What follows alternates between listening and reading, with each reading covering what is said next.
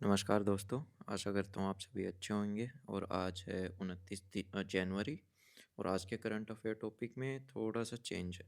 Because यहाँ पे हमें ना थोड़ा-सा पास्ट में जाके कुछ 1-2 लाइक विहार्स हो गया, है ना? ये ऐसे टॉपिक्स हैं जिनको साथ के साथ एक-एक करके बीच-बीच में कवर करते रहेंगे।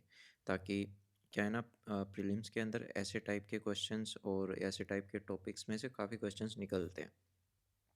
फिर सिमलीपाल नेशनल पार्क के बारे में पढ़ेंगे और Eklavya model residential school scheme के बारे में देखेंगे। साथ ही साथ prime minister employment generation programme यानी कि पीएमईजीपी, ये इसका पूरा फंडा देखेंगे कि अभी ये क्यों न्यूज़ में है। सबसे पहला टॉपिक रहेगा कि कैसे ये पूरी स्कीम के बारे में प्रधानमंत्री employment generation programme government of India ने इसको अप्रूव कर दिया था 2008 के अंदर ही, ठीक है। और ये एक सब्सिडी प्रोग्राम है जो आज इसका नाम क्या है, prime minister employment generation programme. और 2008 में इसको अप्रूव कर दिया गया था और किसके अंडर में इसको रखा गया था। इसको रखा गया था मिनिस्ट्री ऑफ एमएसएमई। एमएसएमई मतलब micro small medium enterprises. Implementing agency national level पे कौन सी है? Khadi and village industry commission, जो कि स्टैट्यूटरी ऑर्गेनाइजेशन है under the administrative control of ministry of MSME. Eligibility की बात करें तो यहाँ पे 18 साल या उससे ज़्यादा जो 18 साल से ज़्यादा के युवक और युवती इसके अंदर मतलब इसका फ़ायदा उठा सकते हैं। या फिर कोई भी ऐसा नया प्रोजेक्ट, कोई भी यूनिट जो कि कंसीडर की जा सकती है जिसको लोन दिया जा सकता है। साथ ही साथ ऐसे सेल्फ हेल्प ग्रुप जिनको किसी भी तरह का कोई बेनिफिट नहीं मिला है कोई भी दूसरी सरकारी स्कीम के तहत में, ठीक है, या कोई सोसाइटी होगी या प्रोडक्शन कोऑपरेटिव सोसाइटी होगी, चैरिटेबल ट्रस्ट हो गया, जो किसी भी पब्लिक स्कीम के अंडर में अभी तक अपना इनको फ़ायदा ना मिला हो। Maximum cost of the project per unit admissible कितना है कि मतलब कितना गवर्नमेंट उनको प्रोवाइड कर सकती है। मैन्युफैक्चरिंग सेक्टर के लिए 50 लाख प्रोवाइड कर सकती है, सर्विस सेक्टर के लिए 20 लाख। गवर्नमेंट सब्सिडी की बात की जाए तो रूरल एरियाज़ के अंदर जो जनरल कैटेगरी के लोग हैं उनको 25% सब्सिडी मिलेगी और जो स्पेशल कैटेगरी है उनको 35%। और स्पेशल कैटेगरी में एससी एसटी ओबीसी माइनॉरिटीज़ और नॉर्थ ईस्टर्न रीजन, हिली और बॉर्डर एरिया के लोग, ट्रांसजेंडर, फिजिकली डिसेबल्ड लोग, है ना, एस्पायरेशनल डिस्ट्रिक्ट एप्लीकेंट्स, ये सब इसके अंदर अप्लाई कर सकते हैं और इनको 35% सब्सिडी मिल जाएगी। वही शहरी एरिया की बात करें तो अर्बन एरिया की बात करें तो यहाँ पे जनरल कैटेगरी को 15% की बात की गई है कि 15% उनको यहाँ पे सब्सिडी मिल जाएगी और 25% स्पेशल कैटेगरी को, वही स्पेशल कैटेगरी जो अभी हमने ऊपर डिस्कस की है। लोन की बात करें कि लोन इनको कौन प्रोवाइड करेगा फिर, तो इनको लोन प्रोवाइड करेंगे public sector bank, regional rural bank, cooperative banks, ठीक है, प्राइवेट शेड्यूल कमर्शियल बैंक जो कि अप्रूव्ड हैं by state task force committee, ठीक है, एसटीएफसी के द्वारा जो अप्रूव्ड हैं उन्हीं वही बैंक इनको क्या कर सकते हैं, लोन प्रोवाइड कर सकते हैं। सिमलीपाल नेशनल पार्क की यहाँ पे बात करते हैं, ये कहाँ पे लोकेटेड है? उड़ीसा के मयूरभंज डिस्ट्रिक्ट के अंदर इसकी लोकेशन है और जो इसका नाम निकल के आया है सिम्यूल मतलब सिल्क कॉटन ट्री, ठीक है, उससे इसका नाम पड़ा है। It is the national park और साथ ही साथ ये टाइगर रिजर्व है। टाइगर रिजर्व एरिया की बात करें तो 2750 स्क्वायर किलोमीटर एरिया के अंदर ये फैला हुआ है, 20750 स्क्वायर किलोमीटर। और इसके अंदर एक वाटरफॉल है ब्यूटीफुल, जिसको क्या बोला जाता है, जोरंदा। जोरंदा और बहरी पानी, ये यहाँ पे दिख रहा है ना, ये इसके बारे में यहाँ पे बात की जा रही है। और यही एक प्राइम लोकेशन है, मतलब देखने लायक है यहाँ पे। वैसे तो पूरा ये मतलब एक ये अट्रैक्ट करता है काफ़ी लोगों को। Park is surrounded by high plateau and hills, मतलब काफ़ी ऊंचे ऊंचे पठार हैं और पहाड़ियाँ हैं जिसकी वजह से ये पूरा सराउंडेड है। और जो highest peak being the twin peaks of Khairi Buru और मेगासमी, ये दो ऐसी चोटियाँ हैं जो काफ़ी हाईएस्ट है यहाँ पे, जो कि 1515 मीटर हैं उनकी हाइट सी लेवल से। और सबसे बड़ी बात ये है ना कि इसके एरिया से 12 रिवर्स गुजरती हैं, ठीक है, आपस में एक दूसरे को कट करके निकलती है, जो कि बाद में कहाँ पे ड्रेन होती है, बे ऑफ बंगाल में।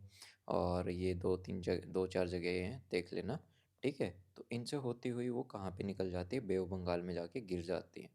कौन सी ट्राइब्स यहाँ पे रहती हैं?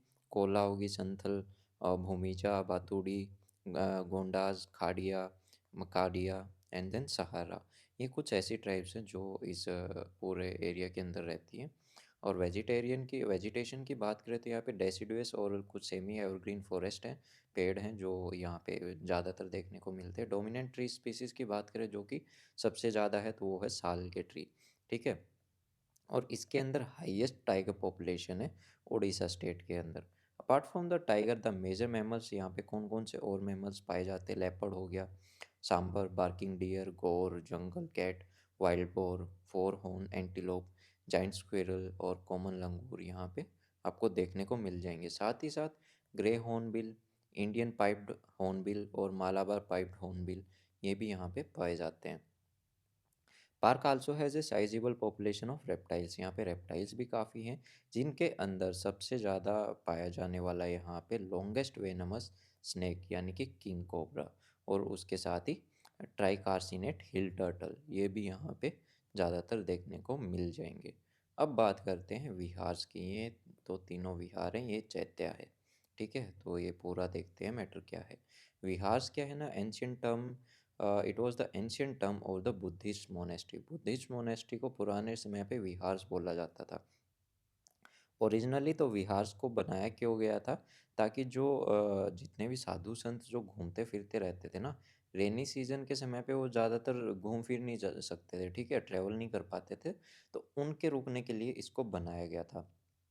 लेकिन बाद में धीरे धीरे समय के साथ में ये एक लर्निंग सेंटर बन गया, यहाँ पे पढ़ाई होने लगी, और बुद्धिस्ट आर्किटेक्चर के थ्रू यहाँ पे जो बड़े बड़े बुद्धिस्ट थे उन्होंने डोनेशन दिया और बाद में इस जगह को और अच्छा बनाया गया, ठीक है। यहाँ पे फिर उनकी पढ़ाई भी होने लगी। Life in viharas were codified early on, मतलब जो विहार, ये जो जगह है, जो बुद्धिस्ट मोनेस्ट्री है, जो इनकी लाइफ कैसी होगी ये बहुत पहले से ही तय हो गया था, ठीक है। It is the object the part of Pali canon. अब ये पाली कैनन है क्या, ये एक तरह का स्टैंडर्ड कलेक्शन है स्क्रिप्चर्स का, जो कि इन द कौन से ट्रेडिशन के अंदर है, थेरावाडा बुद्धिस्ट ट्रेडिशन के अंदर, जो कि पाली लैंग्वेज के अंदर पूरा लिखा हुआ है। It is the most complete extent early Buddhist canon. It drives mainly from the तम राष्ट्रीय स्कूल।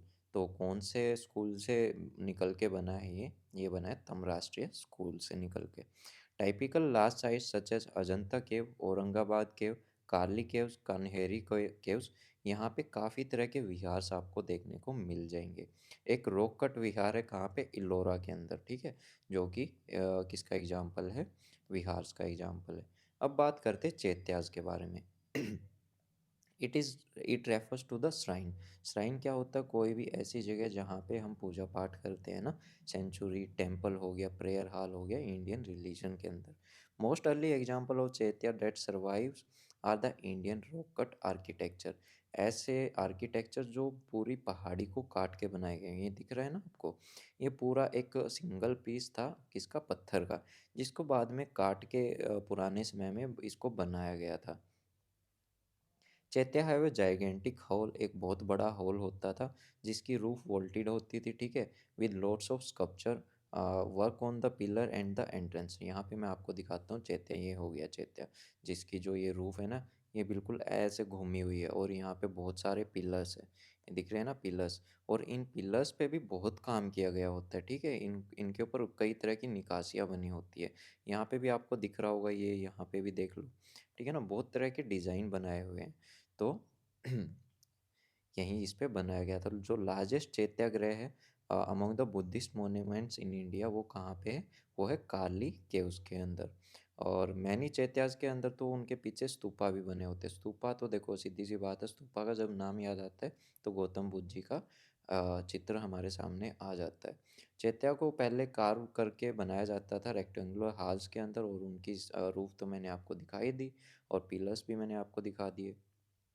स्तूपा का आर्किटेक्चर कैसे होता है, ऐसा सही होता है ना, गुबन टाइप का, ठीक है। और यहाँ पे मतलब एक ऊपर हर्मिका होती थी, ठीक है, जहाँ पे ये दिख रहा होगा, मतलब एक रफ सा स्ट्रक्चर मैं बना रहा हूँ, और इसके चारों तरफ है ना एक पैसेज होता था, ठीक है, जहाँ पे मॉन्क्स मतलब ये करते हैं ना आप, क्या बोलते हैं इसको, मेरे को भी याद नहीं आ रहा अभी।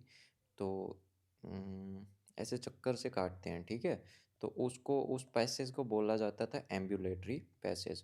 और जो इसकी मेन एंट्रेंस होती थी वहाँ पे ऐसे-ऐसे पिलर्स होते थे, ठीक है? जिनको क्या बोला जाता था? टोरनास बोला जाता था। क्या बोला जाता था? TORNAS टोरनास बोला जाता है। ये सब आपको याद होना चाहिए, ठीक है? क्योंकि ये पूछ लिए जाते हैं वरना आपके मेंस में तो आपको ये काफ़ी काम आने वाला ही है। तो इस तरह की चीज़ें आपको ऑन द टिप्स होनी चाहिए। अब बात करते हैं एकलव्य मॉडल रेजिडेंशियल स्कूल के बारे में। इसकी शुरुआत हुई थी 1997-98 के अंदर। ये एक फ्लैगशिप प्रोग्राम था मिनिस्ट्री ऑफ ट्राइबल अफेयर का। यहाँ पे फोकस किया जाता था not only academic education but all round development, कि भाई हर तरह की डेवलपमेंट हो पाए स्टूडेंट्स की, मतलब एक के लिए पढ़ाई पे नहीं, हर तरह की चीज़ों पे यहाँ पे ध्यान दिया जाता था। और हर एक स्कूल की कैपेसिटी होती थी 480 स्टूडेंट्स की, जो कि छठी से 8वीं 12वीं तक के स्कूल होते थे, क्लास 12 तक के। और साथ ही साथ इसके अंदर जो ग्रांट्स जो दी जाती थी स्कूल को और जो पूरा खर्चा होता था, वो दिया जाता था स्टेट गवर्नमेंट को अंडर ग्रांट्स अंडर आर्टिकल 275 का क्लोज 1 ऑफ द कॉन्स्टिट्यूशन। अब ये आर्टिकल 275 क्या है, ये आप पढ़ के मेरे को कमेंट सेक्शन के अंदर बताओगे। In order to give further impetus to EMRS, EMRS short form है इसकी, ठीक है ना? Eklavya model residential school scheme की। ये डिसाइड किया गया कि 2022 के अंत तक जो जो इतने भी ब्लॉक्स जहाँ पे 50% ST पॉपुलेशन होगी और साथ ही साथ 20,000 ट्राइबल पर्सन होंगे, वहाँ पे EMRS को बनाया जाएगा, मतलब ऐसे रेजिडेंशियल स्कूल्स को वहाँ पे खोला जाएगा। जहाँ पे काफ़ी स्पेशल फैसिलिटीज़ भी होंगी, जो कि लोकल आर्ट को प्रिज़र्व करने का काम, वहाँ के कल्चर को प्रिज़र्व करने का काम, और साथ ही साथ ट्रेनिंग प्रोवाइड की जाएगी स्पोर्ट्स के अंदर, बच्चों की स्किल को डेवलप किया जाएगा। ऐसे-ऐसे फैसिलिटीज़ सरकार के द्वारा बच्चों को प्रोवाइड की जाएगी।